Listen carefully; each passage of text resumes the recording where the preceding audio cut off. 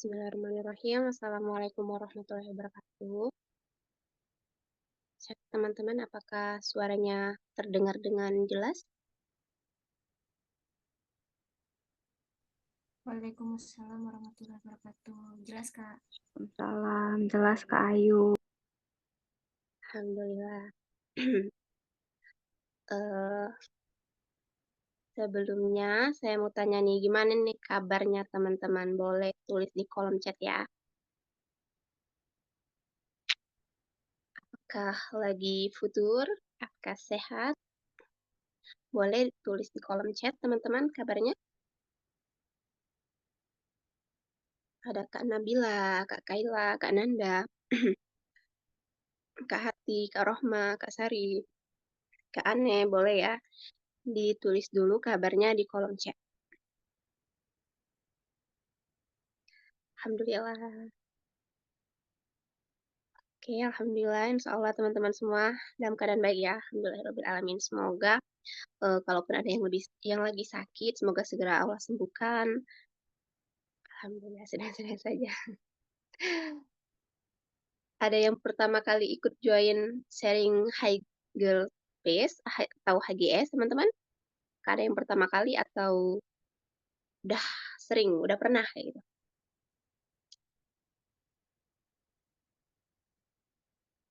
Kak, siapa yang baru pertama yang asing ini ya? Kayaknya nggak asing semua nih.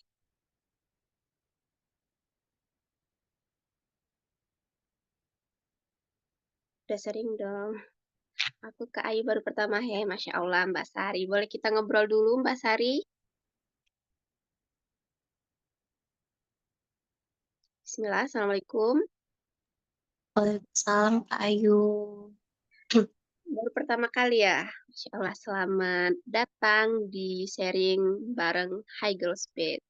Sebelumnya mau tanya nih, dapat informasi ini atau ya poster atau kajian mengenai sharing ini dapat infonya dari mana ya Kak Sari? Ya, sebelumnya itu kan kalau dari aku emang udah lama masuk grup Hype Indonesianya itu ya Kak.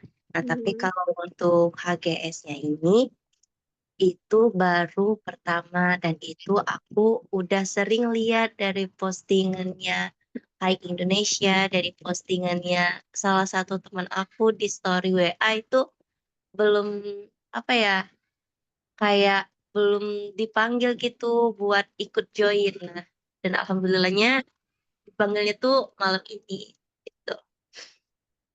Masya Allah, selamat bergabung. Semoga eh, istiqomah, semoga bisa ikut sharing-sharing selanjutnya kayak gitu. Oke, mungkin berhubung pemateri kita juga udah membersamai kita pada malam hari ini, ayo izin sapa pemateri kita dulu. Assalamualaikum Kak Ratu Ika. Waalaikumsalam warahmatullahi wabarakatuh. Bagaimana Kak, kabarnya Kak? Alhamdulillah sehat. Semoga semuanya dalam keadaan sehat juga. Alhamdulillah. Cuaca di sana aman Kak? Alhamdulillah hari ini cerah menceriakan. Biasanya ada mendung, hujan. Alhamdulillah hari ini cerah. Semoga secerah Alhamdulillah. hati kita semuanya. Amin. Mendukung Hmm. ya Kak, insya Allah cuacanya. Iya betul. Oke, ayo izin buka dulu ya Kak, sharing kita pada malam hari ini. Iya silakan. Bismillah, ayo ulangi. Assalamualaikum warahmatullahi wabarakatuh. Terima kasih pada teman-teman yang udah join.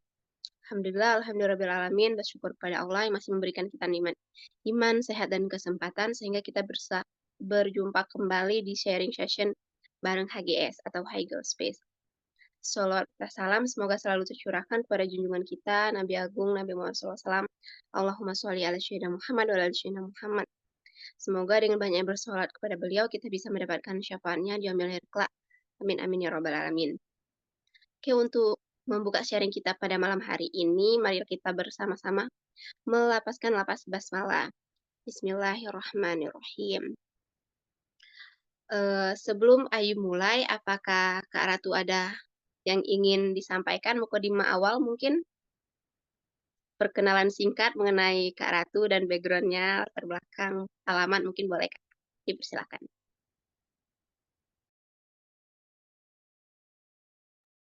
Afwan Kak, belum di on mic. Hai, lupa belum di on mic ya. Ya, Assalamualaikum warahmatullahi wabarakatuh, teman-teman semuanya. Waalaikumsalam warahmatullahi wabarakatuh. Alhamdulillah, Waalaikumsalam. senang sekali. Saya Ratu Ika Khairunisa, asal dari Serang, Banten, ibu dari 1 orang anak, seorang aktivis dakwah, founder kelas konten kreator dakwah juga. Apalagi ya?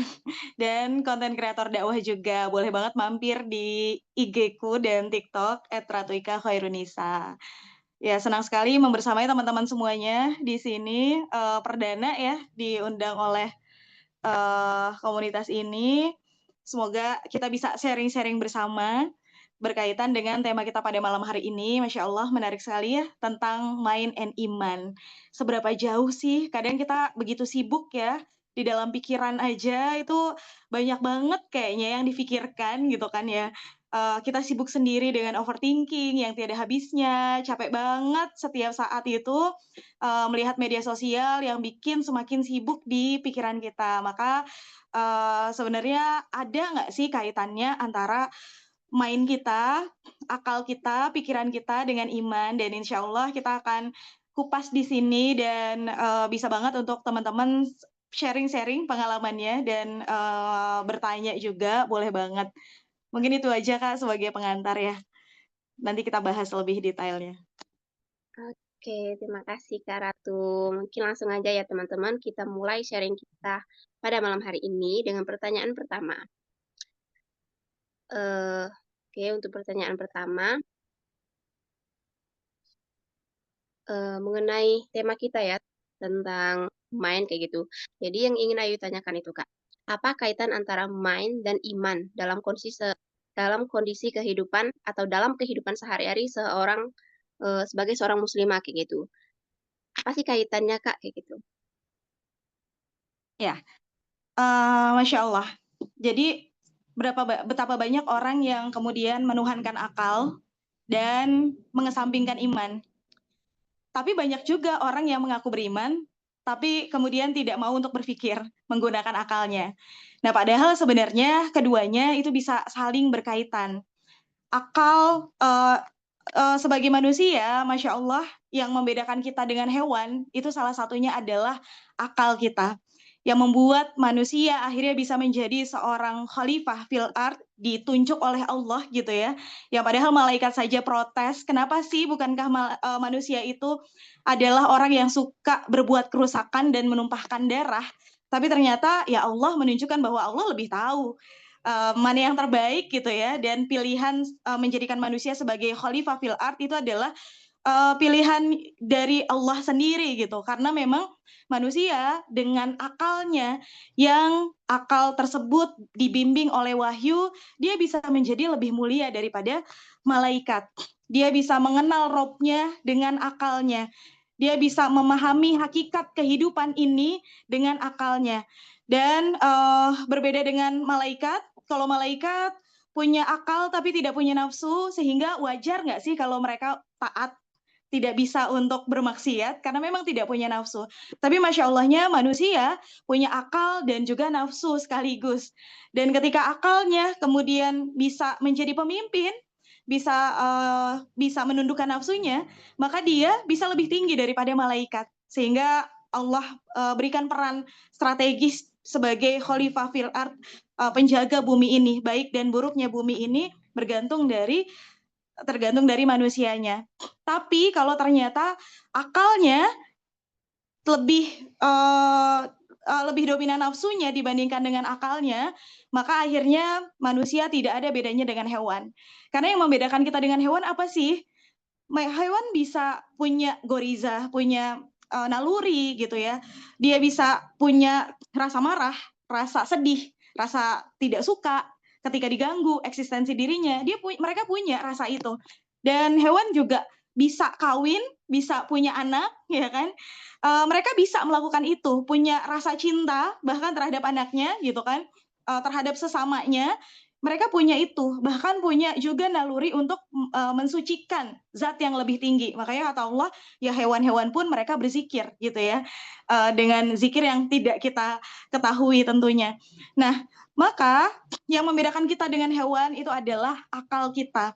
Maka akal dalam Islam adalah alat berpikir gitu loh, yang ketika akal ini dibimbing oleh wahyu, bukan justru malah nafsu yang menjadi pemimpinnya, maka akal ini akan membuat kita mengenali siapa Rob kita, mengenali diri kita seutuhnya, mengenal kebenaran, bahwa kebenaran itu bukan bebas nilai, kebenaran itu adalah sesuatu yang pasti, bukan relatif gitu kan ya.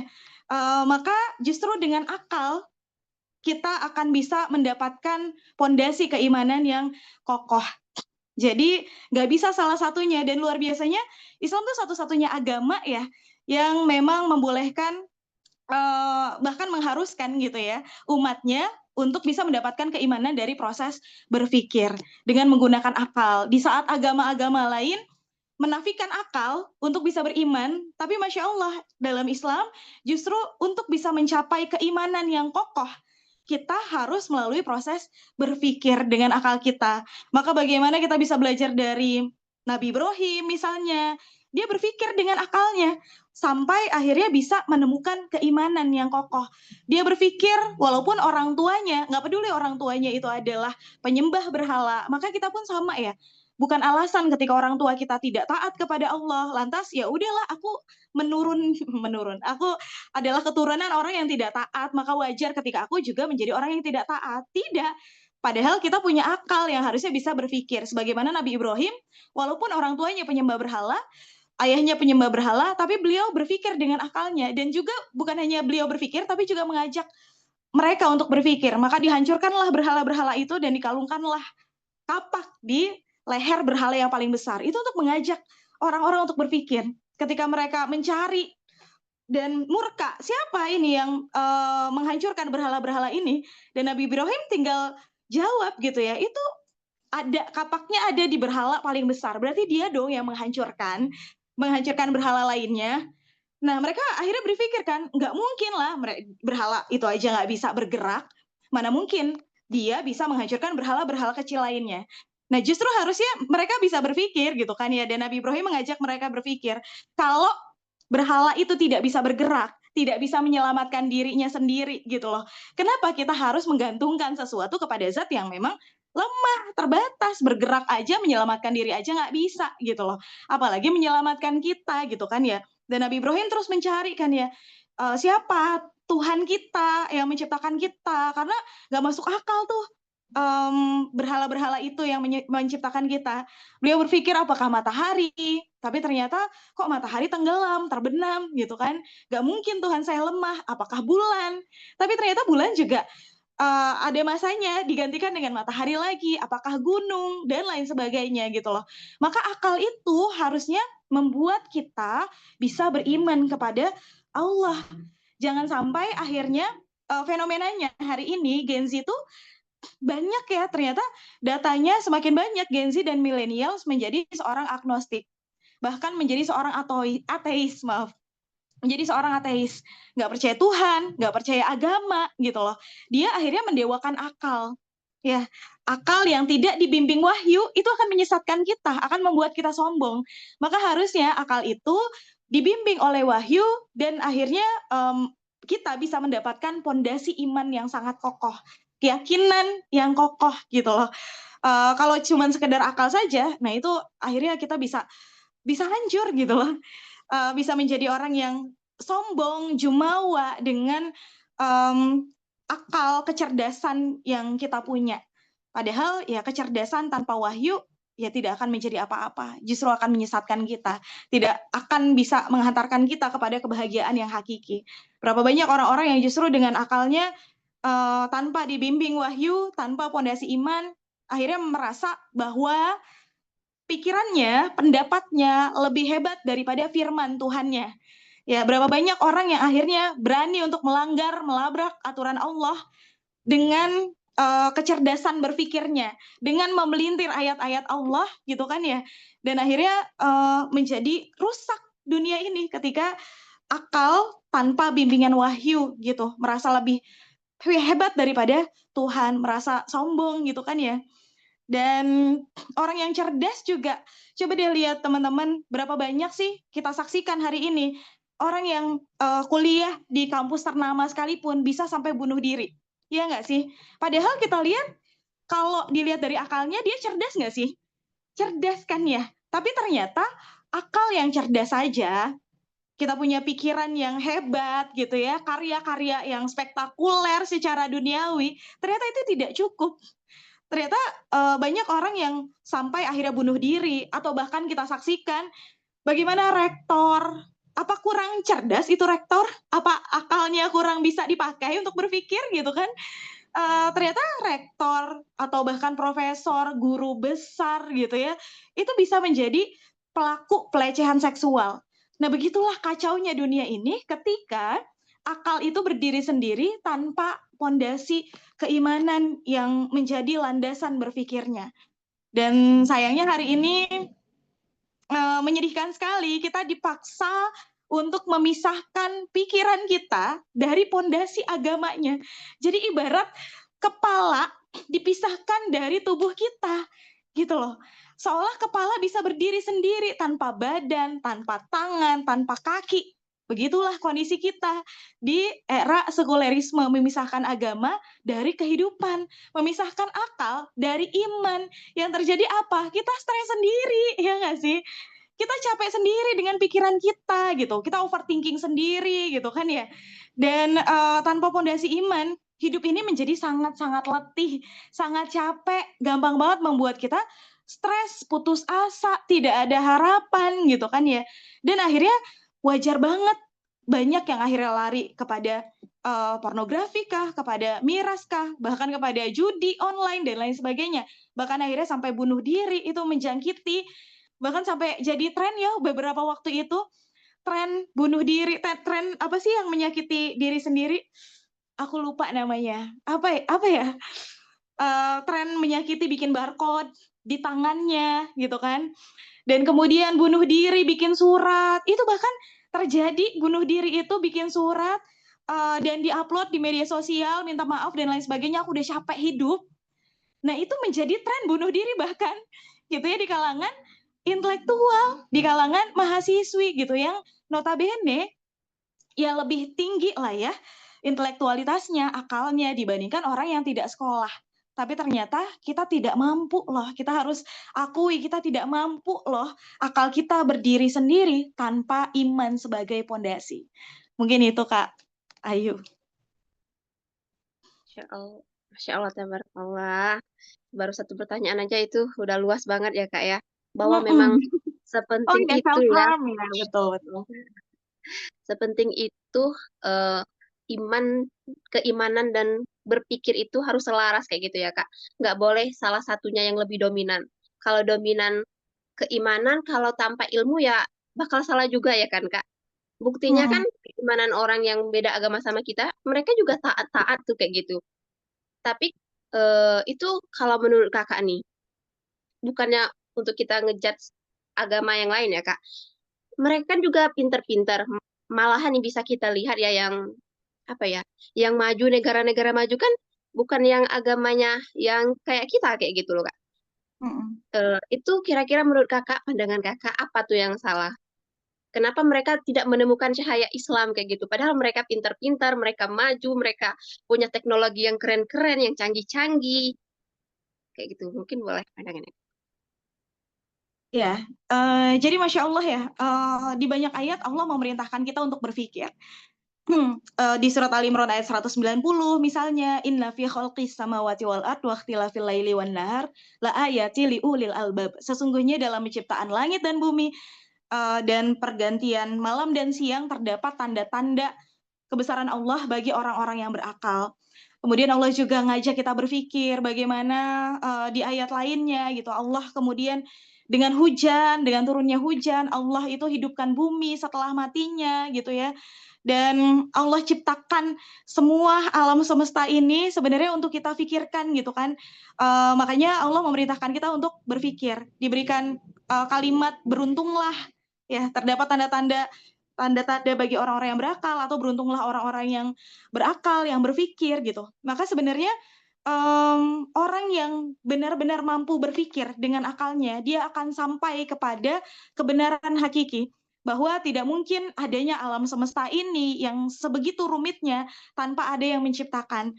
Dan yang menciptakan itu nggak mungkin ada banyak gitu ya. Karena kalau pencipta itu jumlahnya banyak, itu menunjukkan sebetulnya bahwa mereka itu adalah lemah gitu. Kita manusia diciptakan banyak karena memang kita ini makhluk sosial. Kita butuh kepada orang lain buat makan saja. Buat makan aja, aku pengen makan nasi pakai ayam goreng, pakai sayuran misalnya gitu kan. Kita butuh jasa para petani yang kemudian menanam padi di sawah gitu. Nggak mungkin kita mau makan harus nanam padi dulu gitu ya, kemudian ternak ayam dulu, pengen makan ayam, pengen makan ikan harus menjadi nelayan dulu, kan susah banget gitu kan ya. Nah kita manusia butuh dengan orang lain, butuh orang lain karena memang kita lemah dan terbatas. Maka harusnya dengan akal kita bisa berpikir bahwa Tuhan itu nggak mungkin banyak. Kalau Tuhan banyak itu menandakan bahwa Tuhan lemah. Masa kita bergantung kepada zat yang lemah? Yang namanya Tuhan itu harusnya sempurna, tidak ada kekurangan, azali gitu ya, tidak berawal dan tidak berakhir gitu. Maka harusnya Tuhan itu satu gitu. Nah, pertanyaannya kenapa sih orang-orang Barat misalnya mereka cerdas dengan akalnya gitu kan ya? Tapi kenapa mereka tidak beriman kepada Allah? Atau bahkan mungkin ada pertanyaan juga, kenapa ya negeri-negeri Muslim ya, negeri-negeri Muslim harusnya kan sejalan ya antara akal dengan iman. Harusnya sejalan antara akal dengan iman. Tapi faktanya kok seolah di negeri-negeri Muslim itu tidak sejalan. Buktinya apa? Buktinya kita misalnya beriman sih sama Allah, tapi tertinggal dari segi kecanggihan teknologi. Iya nggak? Kita tertinggal dari segi kecanggihan teknologi, kemudian tidak menjadi yang terdepan dalam pendidikan misalnya gitu kan ya. Coba lihat 10 besar universitas di dunia, apakah masuk universitas Islam? Kan enggak gitu kan. Itu rata-rata ya universitas-universitas yang ada di Barat, ada di Amerika dan lain sebagainya. Bukan dari negeri-negeri Muslim gitu. Atau kita lihat ekonomi dunia, mana yang paling baik gitu kan. Nah itu juga ternyata tertinggal gitu kan ya. Nah ini kenapa sih gitu ya. Pertama orang yang katanya cerdas, kita lihat bagaimana perkembangan teknologi itu sangat cepat banget sekarang ya. Kita hidup di era digital. Apalagi sekarang eranya AI ya, sudah revolusi industri setelah 4.0, dan negara-negara lain mulai 5.0 gitu kan. Tapi di Indonesia masih nyala aja, masih banyak yang susah ya. Padahal harusnya sudah 5.0 dan sekarang eranya AI banget tuh, Masya Allah kan. Pintar banget nggak sih? Berarti akalnya jalan banget nggak sih? Digunakan untuk menciptakan penemuan-penemuan terkini. Bahkan dari satu foto bisa jadi sebuah video. Bahkan bisa bikin film gitu ya, dari AI aja, dari prompt saja, kata-kata, wah itu bisa sampai jadi video yang benar-benar kok makin realistis ya gitu kan. Nah itu kan menunjukkan sebenarnya mereka berpikir dengan akalnya, ya. Mereka berpikir dengan akalnya. Tapi kenapa tidak juga beriman kepada Allah? Nah, sebenarnya kalau kita lihat ya perkembangan Islam sendiri di Eropa itu perkembangannya sangat-sangat pesat. Itu sebenarnya menunjukkan semakin kalau mereka jujur, hatinya bersih, lurus gitu kan, dan mereka berpikir, mereka akan sampai kepada kebenaran Islam. Buktinya, kayak misalnya di Inggris, di Eropa, agama yang sangat pesat pertumbuhannya itu adalah Islam. Berapa banyak gereja-gereja ditutup gitu kan ya, karena mereka semakin meninggalkan, mereka tuh semakin cerdas, tapi semakin meninggalkan agamanya. Nah itu adalah efek dari ideologi yang diterapkan di dalam negeri Barat hari ini, yaitu sekulerisme kan ya, kapitalisme sekuler, memisahkan agama dari kehidupan. Maka menurut mereka agama itu adalah candu, agama itu menghambat aktivitas kita, kreativitas kita, mengekang kebebasan berpikir gitu kan. Jadi harusnya kalau kita mau sukses banget duniawi, kita harus meninggalkan agama. Itu mindsetnya. Kalau kita masih terkerangkeng dengan agama, nilai-nilai moral, itu terlalu banyak batasan. Akhirnya kita nggak bisa maju, kita nggak bisa kaya, mendapatkan materi yang banyak, kita nggak bisa menemukan teknologi terkini gitu kan ya. Nah karena memang faktanya, Barat itu maju ketika meninggalkan agama. Karena agama mereka tidak mampu untuk bisa menyelesaikan problematika kehidupan. Sementara Islam itu maju menjadi pemimpin peradaban selama 1300 tahun lamanya, itu pada saat menggabungkan antara agama dengan kehidupan gitu kan ya. Agama dengan aturan kehidupan, menggabungkan antara akal dengan iman gitu. Nah, itu menjadi pemimpin peradaban gitu kan ya. Nah, berbeda dengan Barat tadi. Tapi pada akhirnya kita lihat gitu, apakah Barat dengan kemajuan teknologinya yang didapat dari mengesampingkan agama, bukan hanya Islam tapi agama mereka sendiri gitu ya, yang mayoritas Nasrani.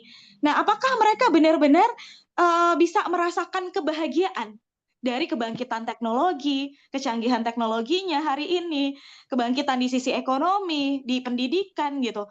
Padahal faktanya kita lihat berapa banyak mereka yang ya Allah lihat lihat sekarang kan banyak ya konten kreator yang kemudian tinggalnya di wilayah Amerika kah?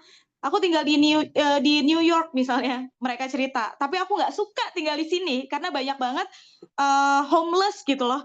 Orang-orang yang tidur di tenda. Mereka tuh benar-benar nggak punya tempat tinggal. Bahkan untuk kontrak aja nggak ada gitu.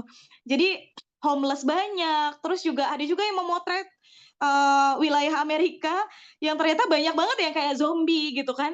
Banyak banget yang kayak zombie yang mereka tiba-tiba kaku di jalanan gara-gara narkoba kah, gara-gara miras gitu ya. Di sepanjang jalan itu banyak orang-orang yang seperti itu. Nah, maka sebenarnya kalau kita mau berpikir, Islam itu sesuai dengan fitrah manusia. Iya, ngeri banget. Ngeri banget gitu ya, bener-bener ih, ya Allah, dan mereka tuh individualistiknya sangat tinggi gitu kan. Ya udah bodo amat, dia mau mati di pinggir jalan itu nggak peduli gitu. Dia mau ngomong sendiri sama tiang listrik itu nggak peduli gitu kan. Maka Masya Allah bersyukurnya kita makanya sampai ada survei ya. Indonesia walaupun angka kemiskinannya tinggi di dunia, itu tapi mereka bahagia. Coba bayangin, miskin aja kita kalau punya iman bahagia, apalagi kaya. Jadi yang kayak tenang gitu hidupnya, itu masyarakat Indonesia. Ya ampun, padahal kita tinggal di Konoha itu, tinggal di Konoha itu bikin kita stres ya. Tapi ternyata dibandingkan dengan negara-negara barat, mereka yang maju aja mereka stres. Tingkat stresnya tinggi. Coba lihat Jepang, mereka maju tapi ternyata budayanya harakiri gitu kan ya, bunuh diri itu udah jadi hal yang biasa gitu loh. Nah, maka mereka ketika meninggalkan agama gitu kan, karena memang agama mereka tidak mampu untuk menyelesaikan masalah kehidupan, ya akhirnya jomplang. Mungkin mereka bisa cerdas secara intelektual, tapi kosong jiwanya, hampa hidupnya. Mereka tidak akan pernah benar-benar mendapatkan kebahagiaan hakiki, gitu kan? Karena kebahagiaan hakiki ya didapatkan dari iman kan, yang tertancap kokoh di dalam diri. Dan kita tahu bahwa Islam satu-satunya agama yang benar gitu, yang memuaskan akal sesuai dengan fitrah manusia dan menenteramkan jiwa kita. Maka ya mereka kerontang jiwanya, makanya sampai banyak banget yang aneh-aneh ya. Misalnya mereka menikah dengan anjingnya lah, atau ada yang pengen menikah dengan menara Eiffel lah, kayak gitu loh. Kan aneh-aneh banget gitu kan. Atau bahkan ada yang meninggalkan keluarganya demi hidup bersama boneka seksnya gitu.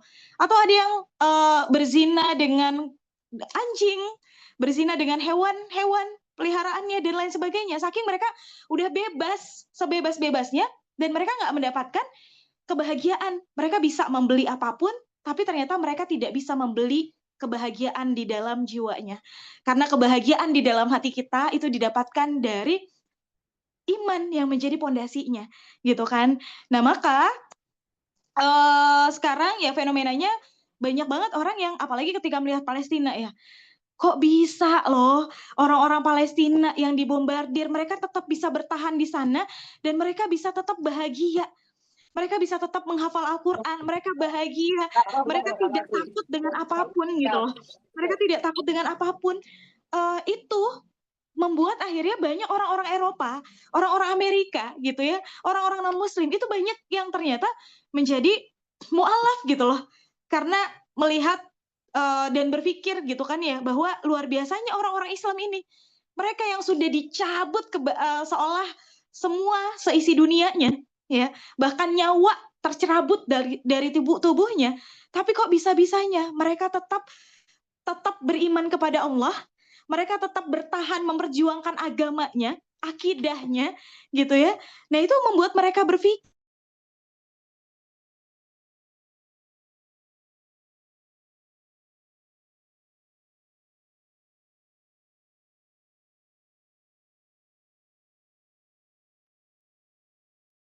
Cek, Assalamualaikum teman-teman.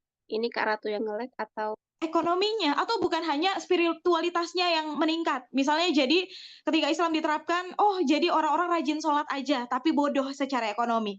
Kayak kita sekarang, berapa banyak sih misalnya yang dia tuh hafal Al-Quran, ya, yang dia tuh ustadz, dia kiai pondok pesantren, tapi kok mesum. Ini ya Allah kayak nggak habis pikir nggak sih? Semakin rusak banget zaman hari ini. Sudahlah di kalangan intelektual banyak terjadi pelecehan seksual. Dan ditambah di kalangan pesantren sekalipun, di kalangan kiai pondok pesantren, bahkan yang waktu kemarin viral di UGM guru besarnya, itu juga adalah orang yang suka ngasih ceramah di masjid, bayangkan. Tapi dia melakukan pelecehan seksual terhadap mahasiswanya sendiri. Jadi udahlah cerdas secara intelektual dan ada pondasi agamanya, tapi kok kayak gitu. Nah, itulah sebenarnya hari ini yang terjadi adalah kita dipisahkan antara akal dengan iman, antara agama dari kehidupan. Maka seolah Islam itu hanya sekedar ya udah aku beragama baik itu kalau sholatnya rajin aja. Aku beragama baik itu kalau aku rajin sedekah. Aku beragama baik itu aku merasa keren banget, solihah banget kalau aku sudah berpakaian menutup aurat ditambah aku hafal Quran. Kayaknya udah sempurna banget, udah keren banget. Maka hafal Quran pun menjadi prestis tanpa benar-benar memahami isi di dalam Al-Quran. Ini yang menjadi PR kita banget gitu loh. Padahal Islam itu bukan cuma sekedar oh ya udah dia sholatnya rajin, puasanya rajin, sedekahnya rajin, tapi bagaimana akhirnya pemikirannya sesuai dengan Islam, tingkah lakunya sesuai dengan Islam, dan seluruh aktivitasnya itu harusnya bermuara kepada Islam. Hari ini tuh kita ibaratnya kepalanya kapitalis, sekuler, tapi badannya Islam. Jadi hatinya masih ada Islamnya, tapi kepalanya kapitalis yang di otaknya adalah duit dan nafsu. Ya, makanya wajar kalau paham agama badannya tuh ya, tapi kepalanya kan yang memimpin itu kepalanya, ya nggak sih? Yang mimpin dia bergerak itu adalah kepalanya, otaknya. Sedangkan otaknya diisi dengan ideologi kapitalisme sekuler yang orientasi hidupnya hanya untuk mengejar materi, dan materi, mengurusi kebutuhan perut dan bawah perutnya, naluri seksualnya. Apalagi kita digempur kan ya, ketika Islam tidak diterapkan hari ini, kita bisa sholat sih, kita bisa nutup aurat sih, tapi bisa nggak kita menutup akses pornografi? Nggak bisa, gitu kan. Kita bisa nggak sih memastikan ekonomi kita sesuai dengan Islam tanpa riba, gitu kan. Atau sistem pendidikan kita yang benar-benar menancapkan akidah? Tidak, gitu ya. Nggak ditancapkan banget keimanan itu, gitu.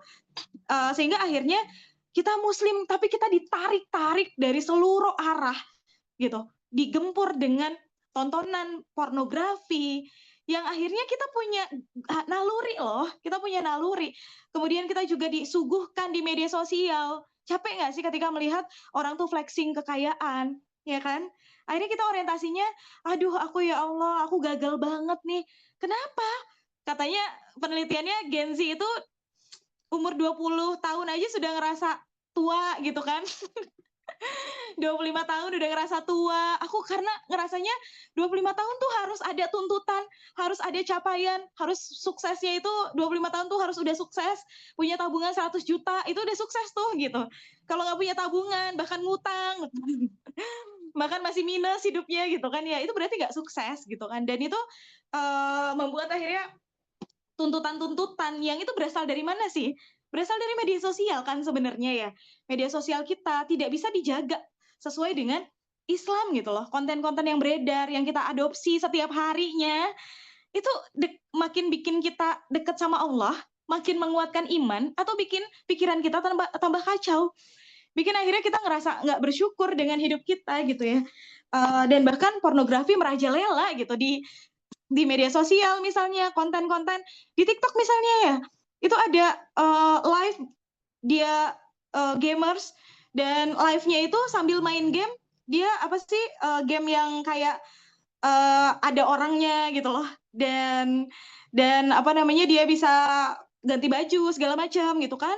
Nah itu beri aku 10 donat misalnya, nanti aku akan ciuman. Nah kayak gitu, jadi ya Allah ciuman, dan akhirnya ada juga yang sampai tindih-tindihan, dan itu banyak banget yang nonton di live gitu loh. Loh kok konten Islam itu banyak di-ban, apalagi konten tentang Palestina ya, itu banyak di-ban. Sedangkan konten pornografi itu kok aman-aman aja. Itu ya Allah, sedangkan yang pakai TikTok itu kebanyakan adalah anak-anak kecil gitu kan. Coba lihat bocil-bocil, tontonannya TikTok. Ya, yang kalau dulu kita ngedengerinnya misalnya Asmaul Husna, sekarang mah enggak, statue. Kalau tidak cocok bisa datang ke rumah gitu loh. Itu anak-anak kecil, bocil-bocil gitu kan, yang setiap saat itu bocil-bocil begini-beginian gitu kan. Velocity gitu kan. Sedangkan ya konten-konten live ada mak-mak seksi lah gitu di sana, dan game-game aja itu yang banyak berbau pornografi. Maka wajar nggak sih ketika kita ini nggak ideal, kepala kita ibaratnya ini kita kayak manusia siluman loh. Kepala kita kapitalis sekuler, badan kita Islam, akhirnya kita stres sendiri. Di otak kita pengen terpenuhi materi, tapi sebenarnya hati kita bisa merasakan kekosongan jiwa pada saat kita jauh dari Allah. Ya enggak? Capek. Capek pada saat akal berbenturan dengan hati nurani. Capek pada saat konsep berpikir kita tidak sesuai dengan perasaan kita gitu. Perasaan kita masih perasaan seorang muslim, tapi akal kita dijauhkan dari agama. Bahkan di kalangan intelektual misalnya, ya itu di kampus-kampus ya kita berupaya untuk dijauhkan dari standar berpikir seorang muslim. Kalau kita taat sama syariat, dibilangnya mabuk agama. Kalau giliran misalnya waktu itu yang viral Gita Saf gitu kan ya, yang kelihatannya open minded sekali, menyampaikannya keren sekali gitu kan, menyampaikan opini child free dan lain sebagainya, itu baru dianggap keren. Sementara kalau orang yang justru taat sama aturan Allah, ya dianggap mabuk agama, dianggap terlalu fanatik, kuno dan lain sebagainya. Nah ini loh yang akhirnya bikin kita kaum muslimin punya sih sisi Islamnya, tapi tidak diterapkan dalam kehidupan kita. Kita seperti manusia siluman yang kepala kita berbeda dengan badan kita. Akhirnya nggak bisa bangkit. Bahkan di kerangkeng badan kita tuh nggak bisa maju akhirnya gitu loh. Maka akhirnya kaum muslimin senantiasa menjadi kaum yang tertinggal. Bahkan disebutnya sebagai dunia ketiga ya. Karena dunia pertamanya tidak diberikan kepada Islam. Karena yang memimpin peradaban itu adalah kapitalisme sekuler, yaitu Amerika dan kroni-kroninya gitu kan. Wah, sudah berat ternyata. Nah itu, jadi sebenarnya kalau orang-orang barat yang benar-benar udah capek dengan hidupnya, ya kayak kemarin, kayak yang baru-baru ini lagi viral nih ya, yang influencer apa artis sih, yang dari Thailand ya, yang seksi, biasa memerankan ya film orang dewasa gitu kan, pakaiannya juga sangat seksi. Nah Masya Allah ternyata bisa mendapatkan hidayah Allah. Dia berpikir, karena sebenarnya Islam itu fitrah bagi manusia. Ketika kita jauh dari Islam, kita tuh capek dengan hati kita sendiri. Kita yang muslim aja nih udah punya Islam, capek nggak sih pada saat kita punya Islam tapi kita jauh dari Allah, jauh dari Al-Quran. Kita udah nggak menghadirkan ruh dalam setiap aktivitas kita. Itu benar-benar gersang banget, capek banget. Cuman sekedar kita kayak robot, kok hidup kayak sekedar ngejalanin rutinitas aja. Itu bosan, capek gitu loh. Hidup tanpa ruh itu kayak robot. Padahal kita manusia bukan robot gitu kan ya. Ya harusnya setiap nafas kita, setiap detik kehidupan kita itu harusnya bernilai ibadah. Harusnya senantiasa setiap langkah kita itu terkoneksi dengan Allah. Setiap kita berpikir itu harusnya muaranya adalah Allah. Pondasinya adalah keimanan kepada Allah. Tapi ya Muslim saja ketika tidak terkoneksi dengan Allah, kita capek. Capek loh ngadepin rutinitas setiap harinya. Kerja aja capek gitu loh. Apalagi nggak kerja. Apalagi nggak kerja gitu kan ya. Nah, ditambah apalagi non-Muslim gitu loh ya. Ketika dia sudah merasakan kegelisahan yang demikian luar biasa gitu kan, dia akhirnya bisa menemukan cahaya Islam. Ketika dia mau benar-benar pada saat ada di titik nadir terendahnya, dia capek dengan hidup ini dan dia mau untuk membuka hatinya dan juga benar-benar berpikir, maka insya Allah mereka akan menjadi orang-orang yang terpilih dan masuk ke dalam Islam. Ya, dan biasanya kalau dari proses berpikir mereka akan menjadi mu'alaf-mu'alaf yang luar biasa kerennya gitu kan ya, ketika mendapatkan Islam itu dari proses berpikir gitu. Dan Masya Allah ya, yang tadi dari bintang pemeran adegan dewasa saja bisa tiba-tiba berhijab syar'i, lah kita yang udah berpuluh tahun berislam apa kabar gitu ya. Kok pakaiannya nggak juga sesuai dengan apa yang Allah mau, tapi ngikutin standar TikTok. Kok kita jadi istri standarnya standar TikTok, bukan standar Allah gitu kan ya. Kalau sekarang kok standarnya standar TikTok ya, yang ya itu menggunakan logika. Kalau kita gunakan logika, aku tuh kok bisa sih seolah Islam itu mengekang kebebasan perempuan. Aku nggak mau gitu loh, nurut sama suami. Nanti aku diperbudak sama suami. Nah itulah ya ketika akal digunakan tapi tidak menggunakan pondasi iman. Itu akhirnya berbahaya sekali. Mungkin itu Kak. Insya Allah, terima kasih Kak untuk jawabannya. Jadi itu ya teman-teman, walaupun seseorang itu memiliki kecerdasan, tetapi jika tidak dibarengi dengan iman, ya dia akan menyalahgunakan akalnya kayak gitu, menuhankan akalnya. Ya, orang yang terlalu cerdas juga, orang yang terlalu apa ya, yang udah memiliki segalanya pun seperti di negara-negara maju yang mayoritas orangnya tuh ya apa ya, secara materi itu mereka berkecukupan, tapi tidak menghalangi mereka untuk bunuh diri kayak gitu, dijadikan tren bunuh diri kayak gitu ya teman-teman. Jadi penting banget kita tuh menyelaraskan iman kita, keimanan kita dan akal kita. Mungkin selanjutnya sebelum Ayu melanjutkan pertanyaan, mungkin dari teman-teman ada yang ingin diskusi, kami persilahkan boleh raise hand ataupun di kolom chat. Raise hand sih, diutamakan yang raise hand sebelum Ayu melanjutkan pertanyaan dari host. Teman-teman, ada yang ingin sharing? Boleh angkat tangannya. Kalau belum, kami lanjutkan dulu ya teman-teman. Sepertinya belum ada. Oke, baiklah, Ayu lanjutkan. Mungkin ini Kak, pertanyaan kedua dari Ayu, ketiga ya. Apa saja tanda-tanda bahwa kita sedang mengalami krisis iman dan bagaimana cara kita menanganinya secara Islami? Mungkin itu. Ya, apa tanda-tanda kita lagi krisis iman gitu kan?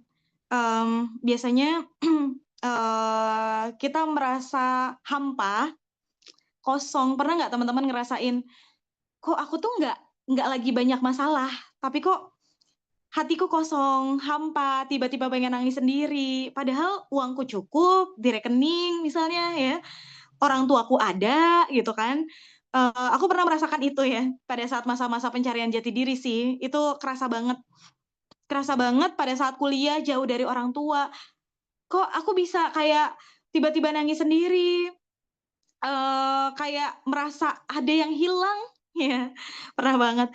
Pernah merasa ada yang hilang, ada yang kurang, padahal aku anak baik kok. Maksudnya aku bukan orang yang dulunya bukan orang yang kayak terjebak pergaulan bebas kah gitu loh. Tapi kok ngerasa ada yang salah dalam hidup ini gitu.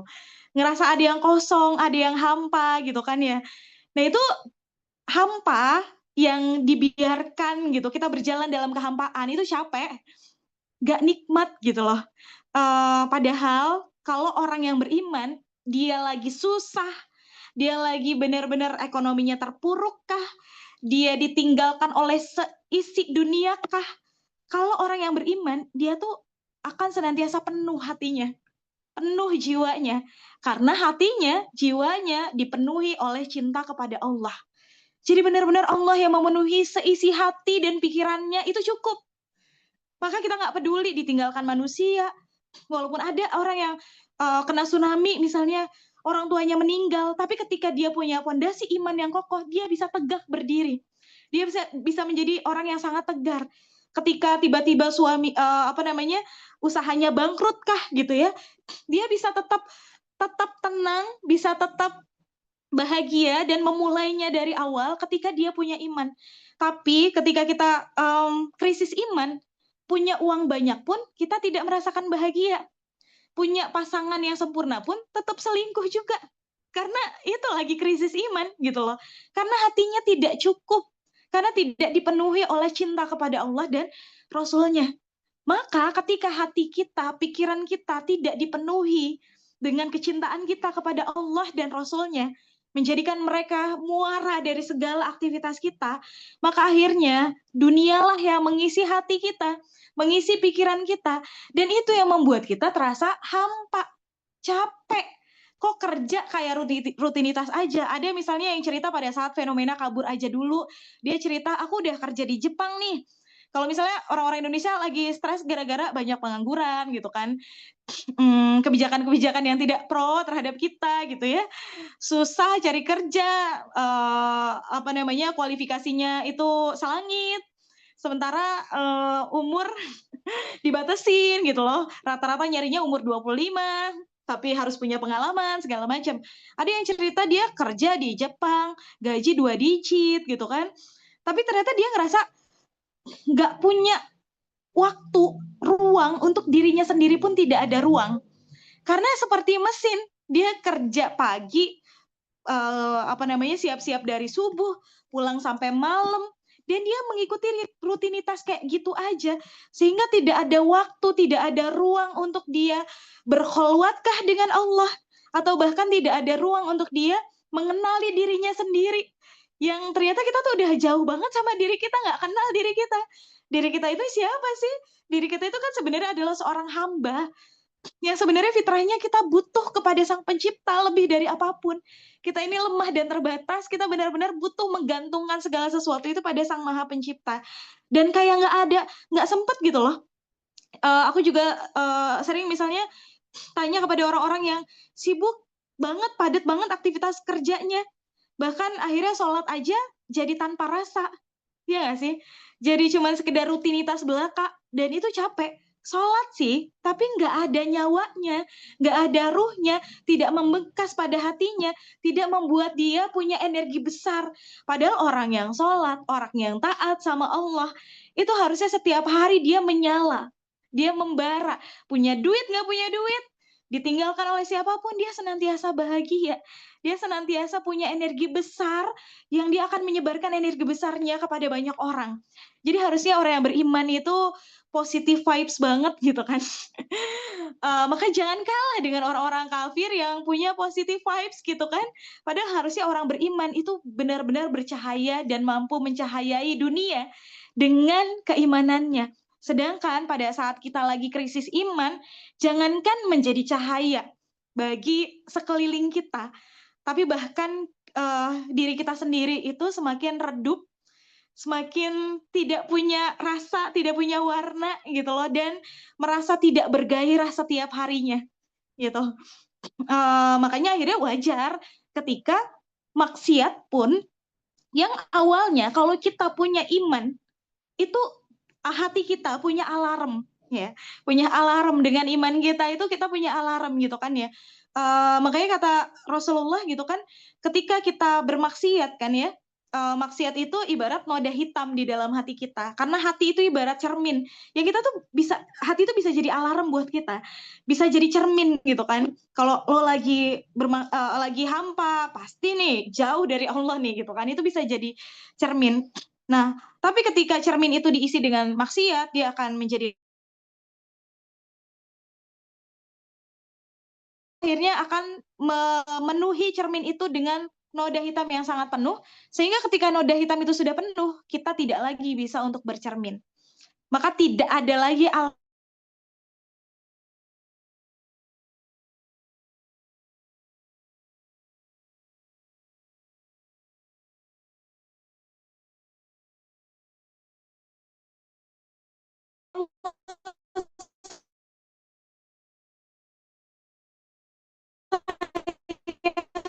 banget, dia bisa sholat sunnahnya banyak, kenapa aku enggak?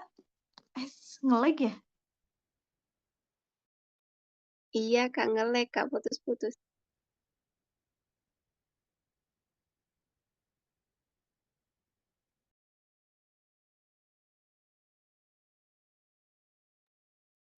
Ini nge-lag sama teman-teman juga kan? Atau sama Ayu aja? Keluar ya satunya apa ya teman-teman. Kita tunggu bentar ya teman-teman. Semoga Allah mudahkan jaringan Kak Ratunya agar kita bisa melanjutkan sharing. Aduh, mohon maaf ya, tadi hilang sinyalnya. Ya nggak apa-apa Kak, lanjut Kak. Iya, lumayan lama nggak sih? Mudah-mudahan masih aman ya. Sampai mana Amin. tadi? Ya itu ya, akhirnya tidak bisa digunakan untuk bercermin gitu loh ketika noda hitam itu sudah penuh memenuhi cermin itu, yaitu hati kita gitu. Maka ketika misalnya kita lagi krisis iman, yang dulunya kalau iman kita lagi menyala, ketinggalan sholat sunnah aja kita menyesal. Tapi pada saat krisis iman, meninggalkan yang wajib pun, melakukan maksiat pun tidak merasa berdosa. Itu yang paling itu yang paling bahaya sih. Ketika hati kita sudah mati dan tidak lagi merasa bersalah atas setiap dosa yang kita lakukan. Oh, udah ada sinyalnya.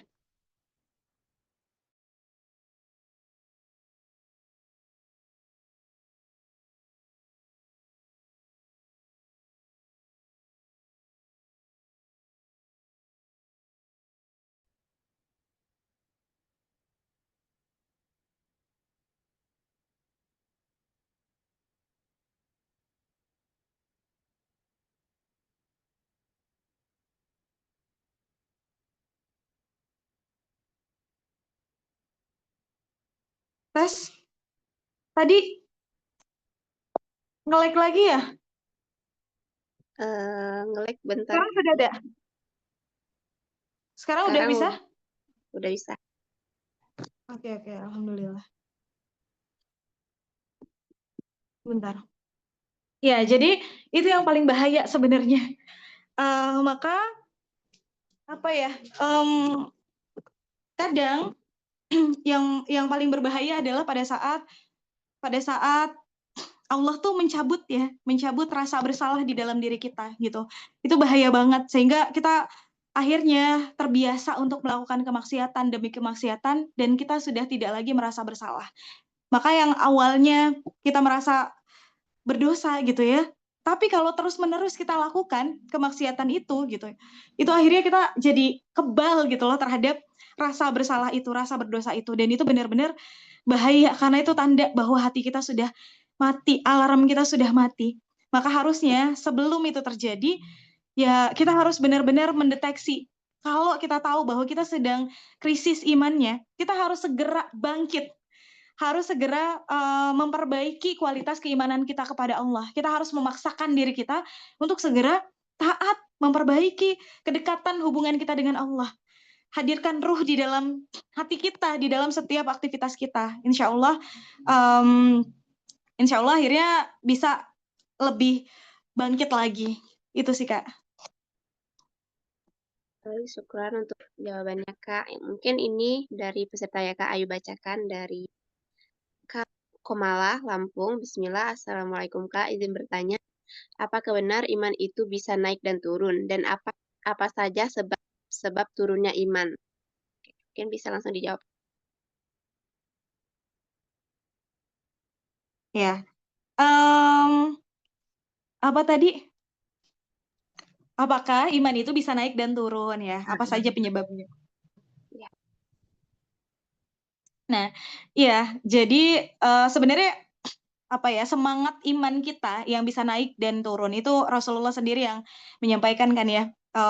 Semangat iman kita itu bisa naik dan juga bisa turun gitu loh. Nah, maka kita harus benar-benar menjaga gitu kan. Jadi jangan terlalu pede, aku mah udah lulusan pondok pesantren dan kemudian sudah hafal Quran, insya Allah aku akan senantiasa istiqomah. Belum tentu. Bahkan di zaman Rasul saja ada yang senantiasa aktif berjihad di jalan Allah, tapi kemudian murtad. Padahal sudah hafal Quran, tapi akhirnya bisa murtad hanya karena perempuan gitu kan. Artinya kita harus senantiasa waspada. Dan kenapa bisa turun gitu? Nah, biasanya turunnya semangat iman kita pertama kalau kita sudah mulai lalai dari mengingat Allah. Padahal harusnya ya zikir terbaik itu bukan hanya dengan ucapan, tapi dengan hati yang selalu berupaya untuk ingat kepada Allah gitu ya, mengingat Allah dalam kondisi duduk, berdiri, berbaring gitu kan. Itu harusnya senantiasa ingat kepada Allah. Dan kemudian bagaimana iman bisa turun? Yang kedua, kita nggak berupaya untuk mencharge iman kita. Ibarat baterai itu bisa lowbat, maka Allah tuh menyediakan sebenarnya. Jadi sebenarnya kalau kita ngejalanin semua aturan Allah tuh, itu iman kita akan senantiasa terjaga. Amalan wajib, amalan nafilah, sunnah, itu iman kita akan senantiasa terjaga gitu. Tapi pasti biasanya ada kewajiban atau kesunahan yang kita sepelekan, itu yang menyebabkan akhirnya awal iman kita menjadi turun. Dan salah satunya yang biasanya diabaikan gitu loh, itu adalah mengkaji Islam. Padahal mengkaji Islam seperti hadir di forum ini adalah sarana kita untuk bisa mencharge keimanan kita kembali. Yang tadinya lemah menjadi semangat lagi gitu. Karena sejatinya manusia itu lemah dan terbatas gitu loh. Kita benar-benar butuh untuk senantiasa uh, di apa ya di charge dengan ilmu gitu kan ya. Dan kemudian kita juga butuh banget teman-teman solihah yang benar-benar ketika melihat wajahnya yang terbayang adalah aku tuh pengen berburu surga dengan dia gitu. Jadi benar-benar butuh circle. Nah, iman kita itu bisa turun pada saat kita ada di circle pertemanan yang tidak tepat. Yang justru ngajaknya cuma sekedar hura-hura duniawi semata, bahkan pelan-pelan mengajak kita untuk maksiat kepada Allah gitu. Itu yang akhirnya bikin iman kita itu menjadi turun gitu. Nggak apa-apa lah makan-makan bareng sama cowok, kan cuma sekedar makan-makan, kan kita sudah seperti keluarga gitu.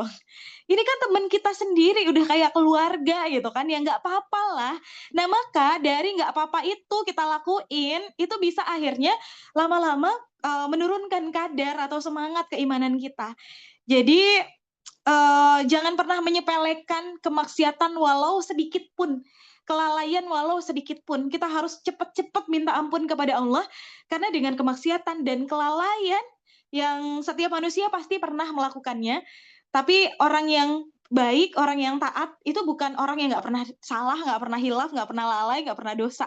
Tapi dia yang senantiasa langsung ingat kepada Allah, langsung minta ampun kepada Allah pada saat dia lalai, pada saat dia melakukan kemaksiatan dan dosa.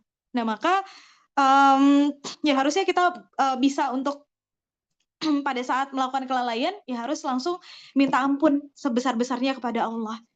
Gitu sih. Jadi ya harus peka juga dengan diri kita. Kita tuh harus benar-benar kenal sama diri kita. Kok yang biasanya saya rajin sholat duha, kok jadi males ya? Kok yang biasanya saya semangat banget untuk berburu kajian, kok jadi males ya? Nah, jangan-jangan itu adalah tanda bahwa kita sudah alarm iman itu lagi nyala gitu, minta segera di charge itu dengan ayo datang ke majelis ilmu. Karena memang kita itu tergantung dari apa yang kita lihat, apa yang kita baca, dan apa yang kita dengar. Kalau mau iman kita kuat, maka referensi kita harus diperbaiki.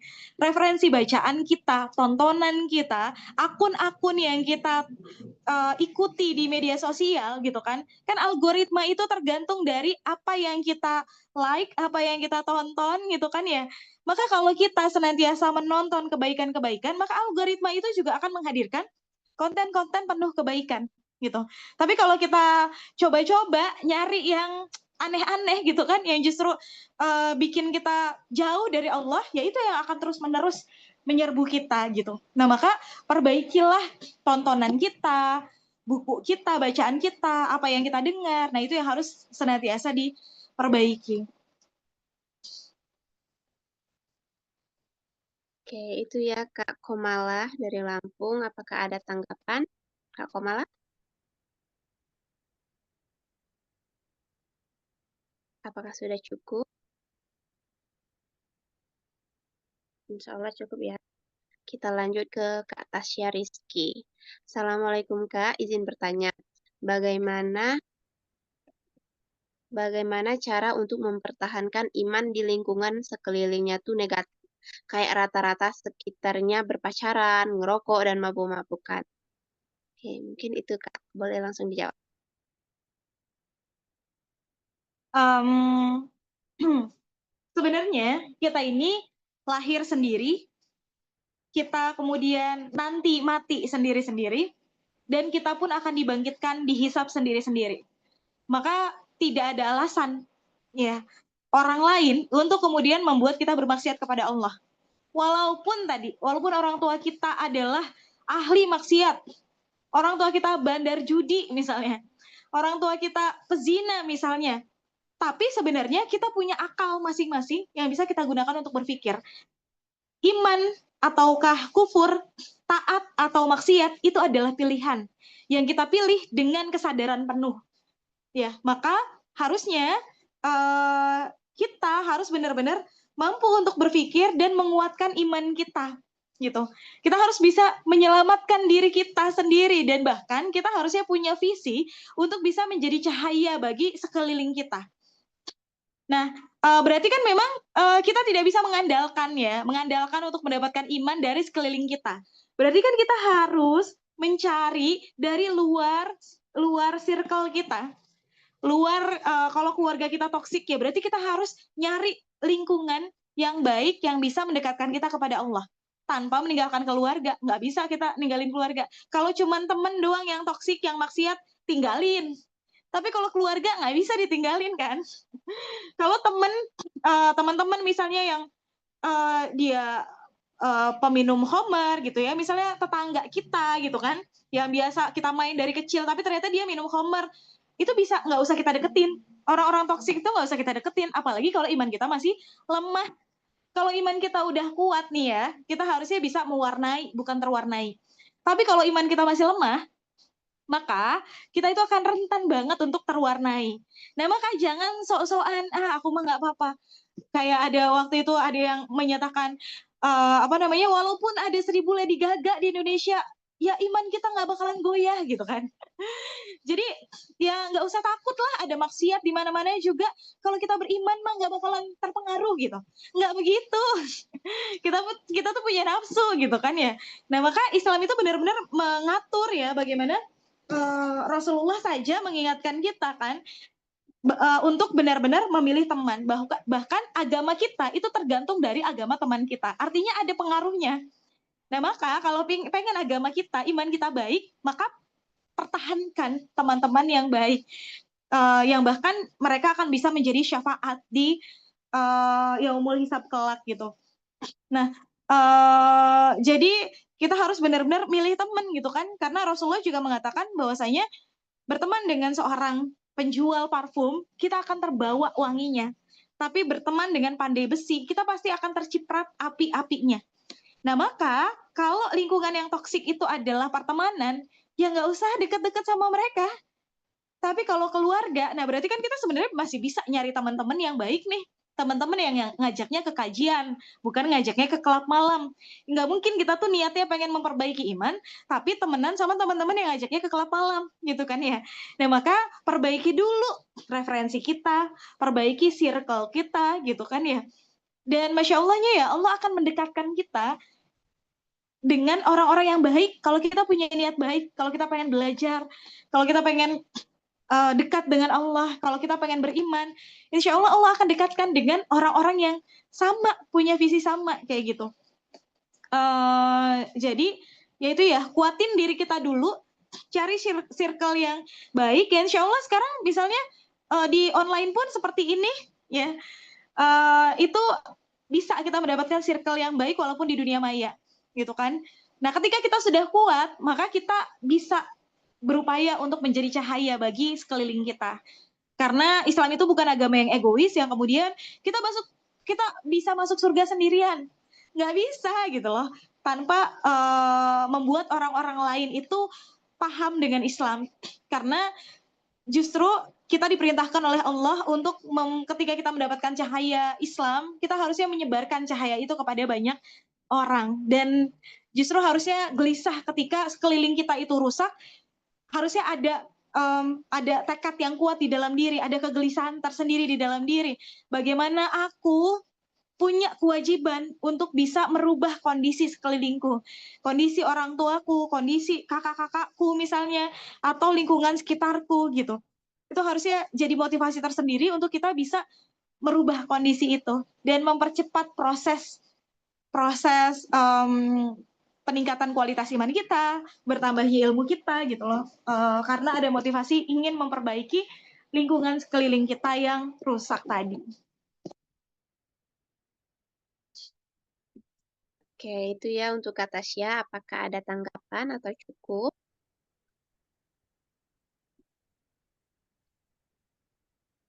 Insya Allah cukup ya Kak Tasya. Kita lanjut dari Kak, Alhamdulillah, dari Kak Zahra. Assalamualaikum Kak, izin bertanya ya. Gimana caranya biar tetap semangat ibadah pas datang bulan? Soalnya juga setelah selesai haid jadi agak futur. Dari Kakak sendiri ada tipsnya nggak ya? Terima kasih sebelumnya Kak. Oke, mungkin bisa langsung. Ya, memang ini sih ya, apa ya, agak beratnya ya.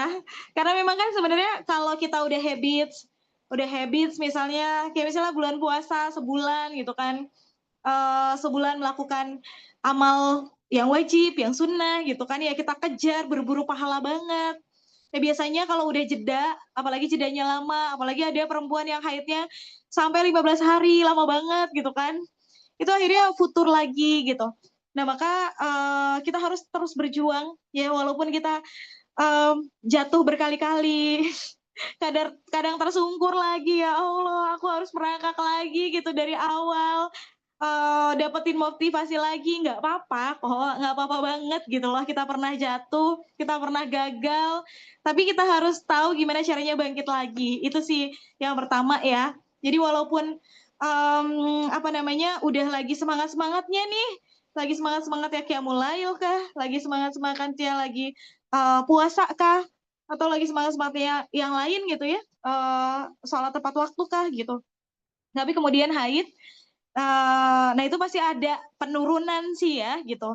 Tapi bukan berarti akhirnya tidak bisa bangkit lagi. Nah itu kita harus berupaya untuk bangkit lagi dengan cara apa?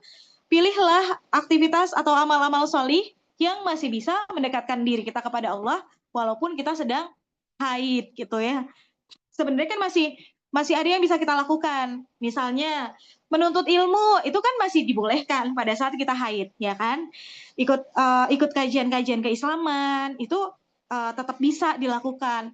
Atau kalau aku ngerasanya baca buku kisah-kisah para sahabat misalnya, yang itu kalau aku lagi futur, itu biasanya aku baca buku-buku kisah perjuangan para sahabat, kisah perjuangan pada para nabi, rasul gitu, dan orang-orang terdahulu yang mereka benar-benar teguh banget memegang keimanannya. Atau nonton sesuatu yang bikin hati kita bergetar lagi, nonton video anak-anak Palestina, ya Allah, mereka aja kok bisa dalam kondisi seperti itu masih ingat sama Allah, masih hafal Al-Quran. Lah aku dalam kondisi kayak gini masa diterpa haid doang futur gitu, itu cemen banget, iman macam apa ini gitu kan. Jadi ngajak berpikir diri sendiri. Kadang kita tuh butuh loh ngomong dengan diri kita sendiri gitu kan ya. Kamu ini, wahai diriku sudah 25 tahun berislam misalnya, sudah 28 tahun berislam dan berapapun umur kita gitu kan ya. Itu ajaklah ngomong diri kita sendiri. Masa mau kayak gini aja, mau sampai kapan? Padahal ajal itu nggak menunggu kita taat. Nggak menunggu kita kemudian istiqomah dulu baru kita dicabut nyawanya. Bisa dicabut nyawa itu kapan aja. Ya lihatlah orang-orang Palestina yang mereka terus tetap menyala walaupun harus makan rumput kayak gitu kan ya. Nah itu biasanya nonton video-video yang menyentuh hati itu bisa bikin semangat iman itu balik lagi. Atau minta dinasehatin sama teman kita gitu ya, minta dinasehatin gitu. Dan itu kan perkara-perkara yang nggak harus kita lagi suci gitu kan ya. Itu bisa dilakukan pada saat kita haid gitu kan ya. Berzikir itu kan masih boleh ya. Berzikir, berdoa sama Allah kan bisa dilakukan kapanpun gitu loh. Tidak harus berdoa pada saat sholat kan ya. Tapi berdoa, aku biasanya di motor aja sama anakku misalnya ya mendoakan diri, berdoa kepada Allah, doain anak juga. Kadang dalam kondisi apapun ya kita tetap bisa meminta sama Allah gitu kan ya. Tetap bisa berkholwat sama Allah sebenarnya. Kan kholwat itu sambil tadabur alam, kita berkholwat sama Allah, memuhasabahi diri, kemaksiatan, mereview, mengevaluasi gitu loh, selama sebulan ini apa yang sudah saya lakukan. Ya Allah, ternyata saya banyak lalai banget gitu kan ya. Nah itu kan bisa pada saat kita lagi haid pun masih bisa mentafakuri, mentadaburi gitu ya. Ayat-ayat Allah, tanda-tanda kebesaran Allah itu masih bisa kita lakukan walaupun kita sedang haid. Jadi walaupun sedang haid dan haid sendiri pun ketika kita tidak sholat itu berpahala loh. Jadi itu adalah amal solih.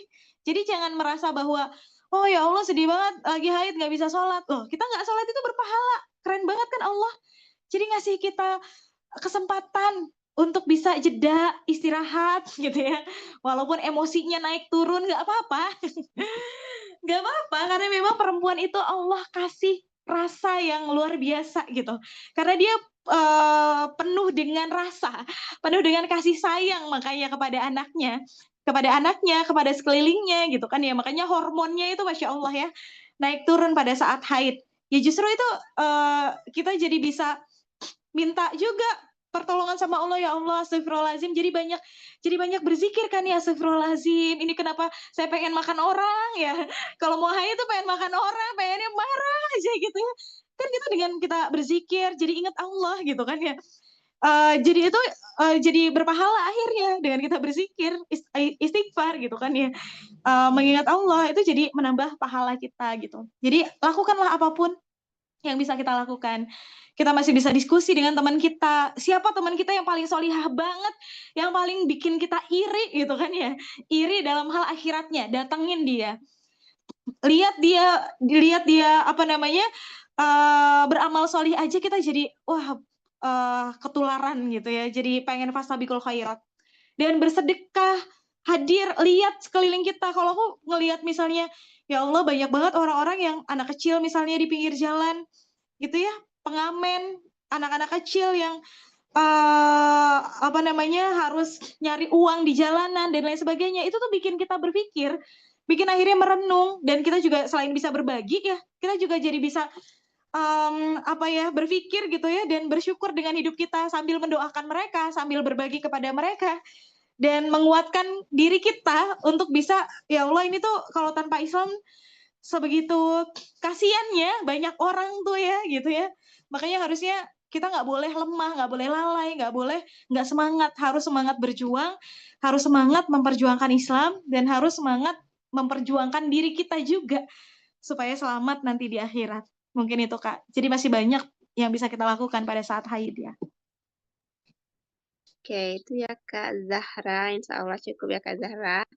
Mungkin pertanyaan terakhir nih Kak dari Kak Komalah. Maaf izin bertanya lagi Kak. bagaimana sikap kita terhadap lingkungan yang circle-nya kurang baik. Karena sudah diingatkan bahkan dinasehati mereka tetap saja begitu bahkan menolaknya. Terkadang juga terbawa dengan mereka bahkan sampai terwarnai. Ya, tadi ya, kalau aku sih memilih untuk tidak dekat-dekat dengan lingkungan yang toksik gitu kan. Itu capek-capekin hati dan bikin kita tidak produktif. Kadang misalnya aku udah punya anak, sudah emak-emak gitu kan. Nah itu biasanya ada lingkungan sekitar yang emak-emak tuh sibuknya pamer satu sama lain gitu ya. Gibah gitu kan. Atau kata-katanya bikin nyakitin hati gitu. Merendahkan dan lain sebagainya. Ya udah jangan terlalu dekat. Kita cuma sekedar say hello dengan mereka. Say hello dengan mereka, tetap tidak memutus sila ukhuwah, tapi nggak juga deket-deket banget gitu. Nggak juga deket-deket banget. Masya Allah. Semoga senantiasa istiqomah semuanya, Kak Zahra dan semuanya. Jadi jangan terlalu deket-deket banget gitu loh dengan mereka. Jangan jadikan mereka tuh teman karib gitu. Itu namanya membawa petaka bagi diri kita sendiri. Karena capek loh dengan pikiran-pikiran yang macam-macam, efek dari omongan orang itu capek, ya nggak sih? Maka ya hindari itu. Jadi hindarilah sesuatu yang bikin pikiran kita itu jadi jauh dari Allah, jadi stres sendiri, padahal kita nggak berdosa, jadi capek sendiri gitu kan. Nah itu yang pertama. Jadi kalau bisa dipilih, maka jangan dekat-dekat dengan orang-orang yang toksik, lingkungan yang toksik, yang justru mendekatkan kita kepada neraka gitu. Nah, tadi adiknya, kakaknya sudah luar biasa ya, sudah berupaya menasehati, tapi masih kekeh juga. Nah, itu kita sudah luar biasa, sudah berupaya untuk menjalankan kewajiban dakwah kepada mereka. Maka, Masya Allahnya, kerennya Allah itu tidak sama sekali melihat hasil akhirnya. Allah hanya menilai prosesnya. Jadi bedanya Allah dengan manusia, kalau manusia tuh dikuliti dari proses sampai hasil akhirnya, bahkan mereka hanya peduli hasil akhirnya, nggak peduli dengan capeknya kita, jungkir baliknya kita pada saat prosesnya, mereka nggak mau tahu. Yang penting mereka maunya tahu manusia itu, lo gimana caranya udah sukses, gimana caranya kamu sebagai anak itu bisa membahagiakan orang tua, nggak mau tahu 30 tahun itu harus bisa beliin rumah orang tua, misalnya gitu kan. Manusia, termasuk orang tua kita, belum tentu yang benar-benar memahami gitu kan diri kita. Tapi tidak begitu dengan Allah. Masya Allah, baiknya Allah. Allah tuh yang paling memahami hambanya. Maka Allah menilai setiap tetes peluh yang kita keluarkan karenanya. Setiap upaya lisan kita, tenaga kita, pikiran kita yang kita keluarkan hanya karenanya. Untuk mendakwahkan Islam misalnya gitu ya. Allah tuh membayar lunas itu. Walaupun hasil akhirnya gagal, nggak apa-apa. Tapi udah dinilai sama Allah. Bahkan udah dinilai A nih misalnya, walaupun hasil akhirnya gagal. Tapi prosesnya kita jungkir balik kayak apa, mikirin caranya, strategi terbaik supaya mereka bisa mendapatkan cahaya Allah. Itu kita udah bisa dapetin nilai yang bagus di mata Allah. Walaupun mereka tidak juga mau berubah. Jadi fokuslah pada area yang kita kuasai. Area ikhtiar itu adalah areanya kita, yang kita dihisap di area itu. Maka ikhtiar kita sudah benar. Kita nggak deket-deket banget sama mereka, tidak menjadikan mereka itu teman akrab kita, tapi kita juga bertugas untuk mendakwahkan Islam kepada mereka, ya kan? Kan dakwahin Islam nggak harus kita jadi teman karibnya kan? Tetap bisa kan dakwahin Islam gitu ya kepada mereka gitu. Nah, tapi kalau ternyata mereka tidak mau untuk mendengarkan, tidak mau berubah, tidak mau menerima, sudah gugur kewajiban kita. Kita sudah berpahala dengan mengingatkan mereka tanpa ada tuntutan dari Allah untuk bisa memaksa hidayah itu sampai kepada mereka. Karena hidayah itu adalah milik Allah, bukan haknya kita. Itu adalah hak prerogatifnya Allah. Maka setelah kita mendakwahi mereka, berdoalah sama Allah karena Allah yang maha membolak-balikan hati manusia. Bukan kita. Siapa kita gitu kan? Kalau Nabi Muhammad saja tidak bisa mendakwahi pamannya sendiri, padahal kurang effort apa Nabi Muhammad? Udah didoain, udah benar-benar dakwah siang dan malam gitu ya kepada umatnya aja se-effort itu, apalagi kepada pamannya yang sangat dia cintai, yang menjadi pelindung utamanya Nabi selain dari istrinya Khadijah. Nah maka ketika Nabi Muhammad saja tidak bisa mendakwahi pamannya, siapa kita yang pengen setiap dakwah itu pengen langsung diterima? Ya nggak sih? Siapa Allah gitu kan? Karena hidayah itu milik Allah. Ya udah, maka ketika paham konsepnya, oh hasil akhir itu milik Allah, usaha itu milik kita, maka kita nggak akan overthinking pada hasil akhirnya. Termasuk masalah-masalah pribadi kita gitu ya. Kalau kita udah berikhtiar misalnya kuliah, ikhtiar untuk bisa ujian, belajar gitu ya, untuk bisa menghadapi ujian dengan sebaik-baiknya, tapi hasil akhirnya nilai kita C, ya nggak apa-apa, kita nggak bakalan stres. Karena yang Allah nilai adalah prosesnya. Maka lebih enak dinilainya sama Allah daripada dinilai sama manusia. Kalau dinilainya sama manusia mah, kita baik aja disalahin terus. Apalagi kita salah, disyukurin. Kita punya musibah, ya disyukurin gitu ya. Diketawain gitu kan. Tapi tidak dengan Allah. Allah bayar lunas semua ikhtiar kita ketika usaha kita diniatkan karena Allah dan jalannya sesuai dengan apa yang Allah gariskan, sesuai dengan hukum syara. Maka itu aja, niatnya karena Allah, caranya sesuai dengan hukum syara. Di area ikhtiar kita, udah tenang. Mau hasilnya kayak gimana, serahin aja sama Allah ya Allah. Karena kalau kita yang ngatur mah, kalau kita nargetin hasilnya begini dan begitu mah, ternyata selama ini kacau gitu. Tapi kalau kita gantungkannya kepada Allah semata, itu akan benar-benar tenang. Apapun hasilnya, hasil akhirnya itu akan benar-benar tenang. Gitu ya. Jadi jangan sampai kita yang ikut-ikutan malah. Jangan sampai kita yang malah terbawa arus gitu kan. Terbawa dengan mereka bahkan sampai terwarnai. Nah itu makanya harus jaga jarak aman ya. Apalagi kalau kita belum cukup-cukup banget imannya nih. Jadi jangan sampai udah tahu iman kita masih lemah. Ya udahlah nggak apa-apa, kumpul-kumpul sering-sering sama mereka gitu ya. Ya jangan ya. Itu nyari mati namanya, nyari masalah. Mungkin itu Kak. Oke, bagaimana Kak Komala? Insya Allah cukup. Atau ada tanggapan?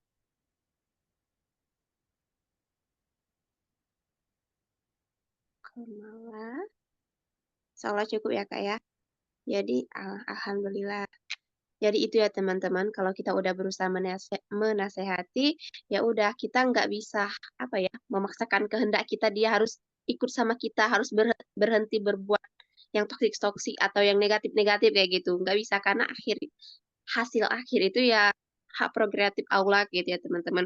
Bukan hak kita, bukan ada di kendali kita, tapi di tangannya Allah. Tugas kita ya cukup mendakwahi, menasehati kayak gitu. Mungkin itu untuk pertanyaan terakhir pada sharing kita pada malam hari ini ya teman-teman.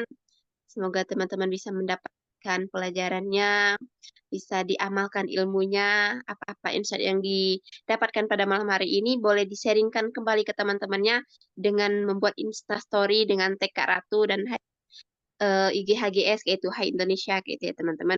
Mungkin sebelum kita tutup dari Kak Ratu mungkin ada closing statement atau pengingat pesan kesan saran untuk kami boleh Kak Ratu.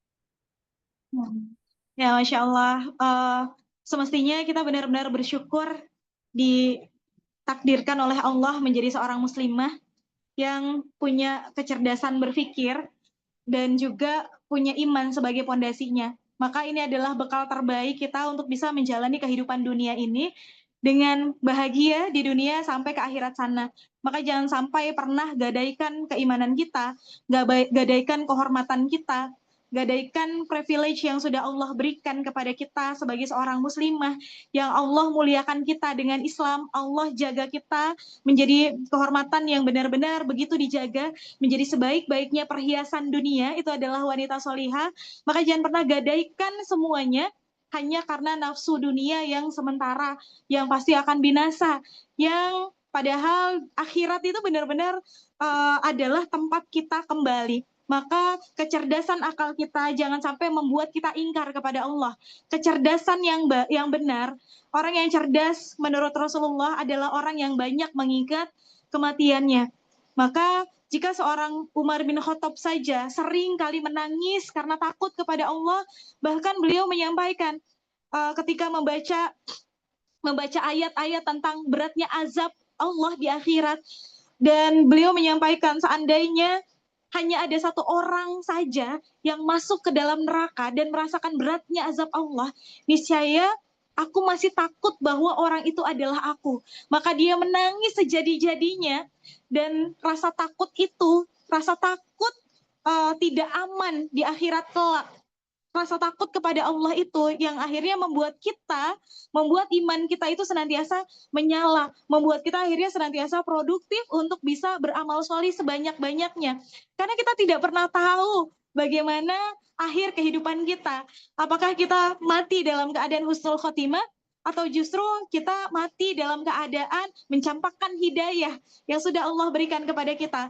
Maka perjuangkanlah hidayah itu, gunakanlah akal kita yang dibimbing wahyu untuk semakin dekat kepada Allah, bukan untuk menjadi makhluk yang ingkar, merasa lebih hebat daripada Tuhan, merasa diri kita berhak untuk mengatur kehidupan kita sendiri, dan berani-beraninya mencampakkan syariat Allah atas hidup kita. Maka jadilah muslimah yang solihah, muslimah yang dirindukan syurga, muslimah yang bahkan dicemburui oleh para bidadari syurga, yang dengan kecantikan kita, kecantikan iman kita, dan juga amal solih kita, dan kecerdasan akal kita, insya Allah kita bisa sama-sama berkumpul di syurganya Allah. Amin. Amin, amin, amin. Masya Allah, terima kasih untuk Kak Ratu. Saran, motivasinya untuk kita semua. Semoga kita bisa terus sama-sama belajar ya teman-teman. Terus untuk ilmunya bisa kita terapkan insya Allah di kehidupan kita. Oke, mungkin untuk sesi sharing kita pada malam hari ini kita cukupkan. Kami mewakili tim, mohon maaf apabila terjadi salah, kekurangan. Kepada Allah kami mohon ampun. Marilah kita tutup sharing kita pada malam hari ini dengan bersama-sama melepaskan lafaz hamdalah. Alhamdulillahirrabbilalamin. Dan disempurnakan dengan doa kafaratul majelis. Subhanaka wa bihamdika asyhadu an la ilaha illa anta astaghfiruka wa atubu ilaik. Sekali lagi terima kasih kepada Kak Ratu untuk ilmunya, insight-nya. Masya Allah, tabarakallah. Makasih banyak. Iya, Kak. Semoga di kemudian hari bisa lagi mengisi sharing kita, ya Kak ya. Amin ya Allah. Amin. Terima kasih banyak kepada Kak Ratu, kepada teman-teman yang udah membersamai kita dari awal sampai akhir. Semoga banyak insight yang kita dapatkan, bisa menambah wawasan kita, keimanan kita juga bertambah, insya Allah, amin, amin, ya rabbal alamin. Boleh kepada teman-teman untuk melanjutkan aktivitasnya, selamat beristirahat. Makasih teman-teman, makasih Kak Ratu, sekali lagi, selamat beristirahat.